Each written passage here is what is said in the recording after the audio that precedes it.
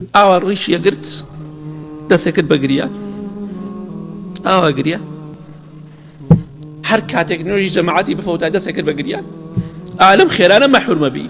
ئیمامی سەعیدی کوڕی عەبدولعەزیز ڕەحمەتی خوای لێبێت یەکێ لە ئیماندارەکان بوو، هەر کاتێک نوێژێکی لە مزگەوتا بە جەماعەت بفەوتایە چییە کرد؟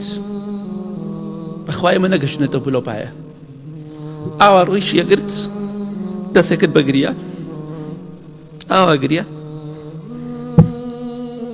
یەکێک لە تابعین واتە تەڵەبەی تابعین بووە و ئیمامی سەعیدی کوڕی مسەیب کە کوڕی سەحابەیە و تابعینە هەر کاتێک ئیذا فاتته صلاة الجەماعەتی بەکا، هەر کاتێک نوێژی جەماعەتی بفەوتا دەستێکرد بە گریان ئالم خێرانە مەحرومە بی.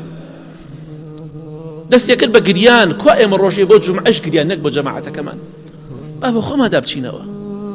آخر ئەوانە بەو شتێوە بەهەشتیان دەستکەوت، ئەوانە بۆیە ناویان لە تاریخا لە مێژوودا بەسەر بەرزی ماوەتەوە چونکە لە دنیادا خۆیان ناسی، لە دنیادا ڕێگەی خۆیان گرت. با ئێمەش بگرین بە گوناه و تاوانەکانمان، بگرین بۆی کە کۆمەڵێک خێرێ خۆمان لێ مەحروم کردووە.